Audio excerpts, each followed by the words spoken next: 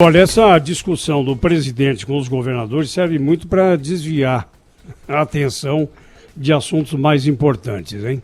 Porque não se sustenta o que o presidente da República está anunciando. É bem populista o argumento que ele usa.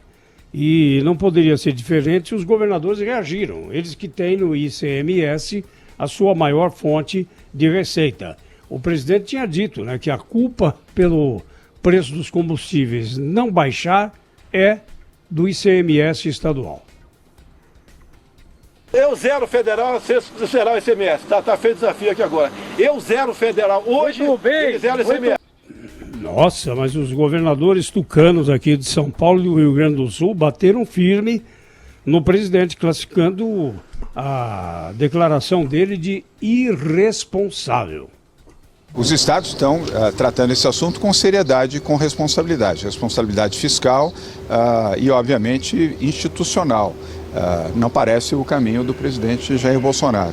Isso não pode ser tratado nem de forma irresponsável, nem de forma assodada. É preciso ter um entendimento. Ora, o primeiro entendimento seria convidar os governadores para o diálogo, para o entendimento, para uma reunião construtiva. Se o objetivo é fazer, por que não fazer com o entendimento? Os governadores não foram convidados para nenhuma conversa com o presidente da República nesse sentido. Não houve isso. A prova está de que não há interesse no entendimento. E na base da bravata, a bravata me lembra populismo. O populismo me lembra algo ruim para o Brasil. Bom, dentro do próprio Ministério da Economia, né, Thaís, os técnicos lá não querem nem saber de ouvir falar em reduzir a arrecadação. Né? Imagina, de jeito nenhum, não tem a menor condição, né? E a regra é a mesma para os estados. Ninguém pode abrir mão de uma arrecadação desse tamanho, né, Zé Paulo? O presidente, eu acho que ele foi tomado ali de emoção para fazer uma proposta dessa. Acho que nem ele tinha noção da extensão do que ele falou.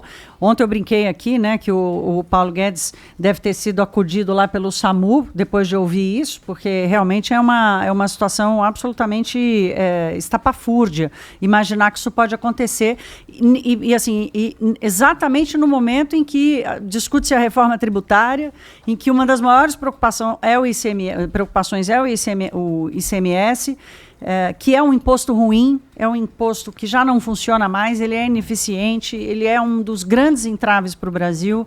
A proposta que está na Câmara dos Deputados, ela inclui no mesmo imposto os impostos federais, esse imposto estadual, ICMS, e também o ISS, né, junta todos. Aquela que está no Senado faz um primeiro IVA, né, que é esse imposto sobre valor agregado, só com os impostos federais, unifica tudo e deixa o ICMS funcionando mais tempo. Quer dizer, esse é um imposto ruim que precisa ser discutido, mas não dessa forma, né? Não assim, porque a gente já sabe que não dá para nem pensar nos próximos 5 anos, pelo menos, em redução de carga tributária no Brasil, né? Primeiro precisa resolver a questão das despesas obrigatórias, enfim, a saúde fiscal do país.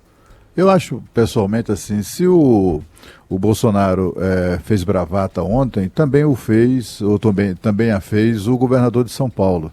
Porque, assim, o que, na verdade, com isso, atacando o presidente da República, por ter falado naqueles termos, e eu acho até que a crítica é procedente em larga medida, mas, assim, ele se sente dispensado, o governador de São Paulo e todos os demais governadores, de dizer, afinal de contas, então, qual a proposta? Eles acham que é justo que nós paguemos cerca de 30% do valor do combustível em impostos para os governos estaduais? 30%? Isso é que não se sustenta. Quer dizer, zerar impostos, é claro que isso é impossível, né? Não, é um volume de arrecadação do qual os estados, se abrirem mão, fecham as portas, né? Não tem condição, como a Thaís já explicou. Agora, alguma coisa tem que ser feita, não é possível, né? Alguma redução tem que ser feita. Como é que faz? Como é possível fazer isso, né? Para tentar, tirar esse peso insuportável das costas das pessoas. Os governadores também fazem bravata, mas eles poderiam muito bem demonstrar uma certa sensibilidade, porque é muito cômodo para eles, né? Tem uma grana ali que entra num volume extraordinário todo santo dia, a cada minuto, e eles se sentem absolutamente confortáveis em relação a isso, não se preocupam muito com a redução de despesas, segue a vida, porque o importante para eles é aumentar a arrecadação, mesmo às custas de grande sacrifício da população. Eu acho que é uma voz ponderada, viu, Cláudio, dos governadores aí, porque quando você chama para o diálogo, né, de alguma forma, você está tentando colocar. O presidente da República não trouxe um dado e falou em zerar impostos, né? Ele precisa explicar de onde vai tirar dinheiro, né, para sustentar as contas do governo que vem desse imposto. Então eu vou zerar esse imposto porque o dinheiro vem de tal lugar. Só que ele não tem esse lugar, né, para vir da onde vem esses recursos, né? Então, me parece que ontem a gente ouviu também no Bastidores aqui um trecho de uma declaração do governador do Distrito Federal, o Ibanez Rocha, que falou, olha, se acabar esse dinheiro aí de uma hora para outra do ICMS, o Estado quebra no minuto seguinte. E prefeituras também, né? Porque, por exemplo, a Prefeitura de São Bernardo do Campo, aqui ontem a gente também teve essa informação aqui na Rádio Bandeirantes, a Prefeitura de São Bernardo do Campo, a principal fonte de receita da prefeitura é o ICMS que vem do Estado para a prefeitura. Mas é assim que funciona, né? Quer dizer, o ICMS não é só para o Estado, né? Ele é dividido entre os municípios também do Estado. Estou pegando aqui os dados da Receita Federal e do Conselho das Secretarias de Fazenda, né? Dos governos. Rio Grande do Norte, por exemplo, que está completamente quebrado, 20% é a arrecadação, o peso da arrecadação do ICMS, né? Quer dizer, tem toda uma e outras situações também. Minas Gerais tem também um peso relevante, Amazonas tem 21%, Maranhão, que é um dos estados mais pobres do Brasil, 31% da arrecadação está no ICMS. Então, estou falando aqui arrecadação do ICMS sobre os combustíveis, né?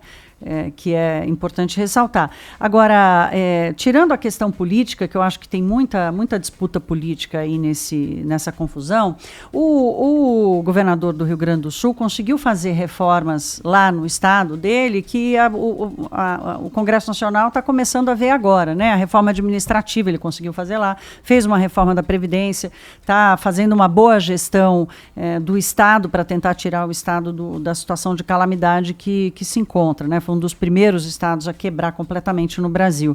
Então, a discussão tem que ser muito responsável, porque não dá para você abrir mão de uma receita sem dizer de onde vem. Você não vai cobrar do combustível, o imposto vai cobrar de onde? Né? Vai cobrar do alimento, vai cobrar da prestação de serviços, quer dizer, se tirar de um lugar tem que botar no outro, o cobertor é curto, né? De novo, a gente só vai conseguir falar em redução de carga tributária quando o Estado ficar menos caro, né? Mais barato ele não vai ficar nunca. Então o Estado precisa ficar menos caro primeiro, para depois falar em redução da carga tributária. Um item relevante no custo do Estado é o custo da dívida pública, que já está diminuindo muito por causa da redução de juros, né? A gente economizou mais de 60 bilhões de reais em pagamento de juros no ano passado. Esse ano, essa conta deve ser um pouco maior. Ainda assim, é uma conta bem salgada. Então, a discussão ela é muito maior do que se é pelo combustível, se é pelo ICMS, se é o imposto federal, é do sistema como um todo. Agora, por trás do sistema como um todo, é quanto custa o Estado brasileiro. Conclusão, a reforma tributária continua sendo uma utopia. Rede Bandeirantes de Rádio. Esta meia hora tem o apoio do Crédito Parcelado Bradesco. Dinheiro na conta, antes que você se dê conta.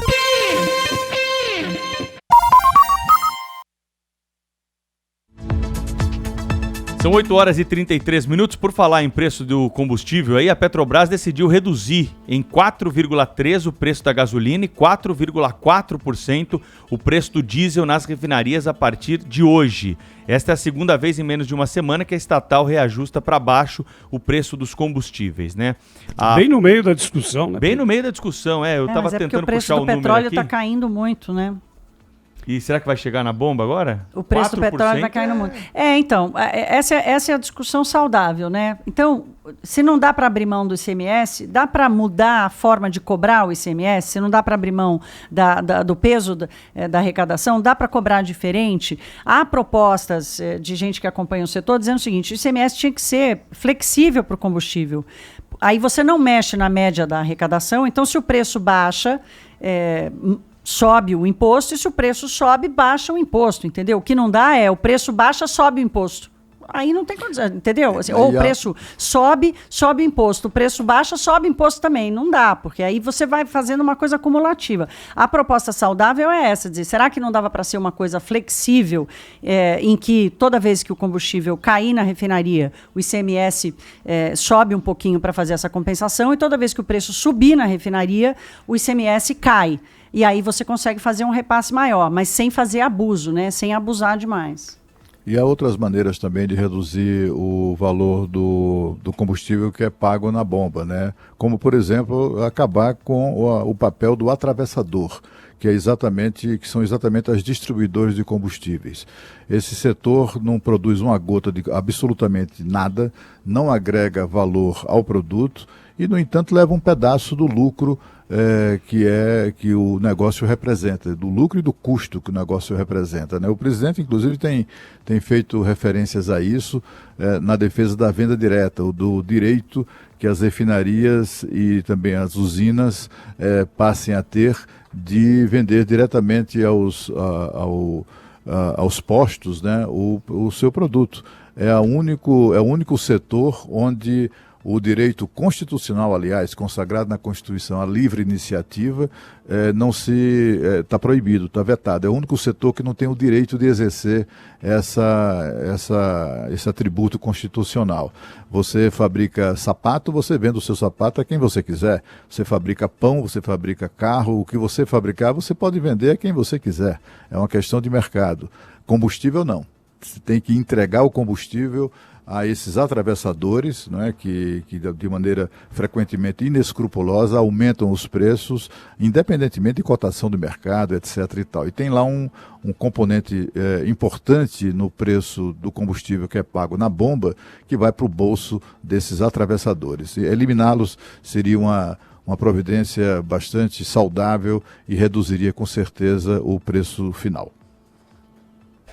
Só para o ouvinte ficar com um pouquinho de mais raiva aí, porque ninguém está sentindo queda do preço nas bombas, né, da gasolina e do diesel. Nesse ano, Cláudio Humberto, a queda do preço, segundo o levantamento aqui da Petrobras, já foi de 7,5% do início do ano até agora, com essa, claro, já incorporada de 4,3% agora. E do diesel, 10%, né? Eu desafio um ouvinte da Rádio Bandeirantes aí que acha um posto Achar um posto que baixou nesse valor ou algo próximo a isso. O presidente Bolsonaro chegou a dizer, falou, olha, então para de cobrar do preço da bomba e cobra o preço da refinaria. Essa também é uma solução, né? Agora precisa ver como é que afeta isso a arrecadação. O difícil é encontrar uma solução que não reduza a arrecadação média dos estados com esse imposto, porque eles não dão conta.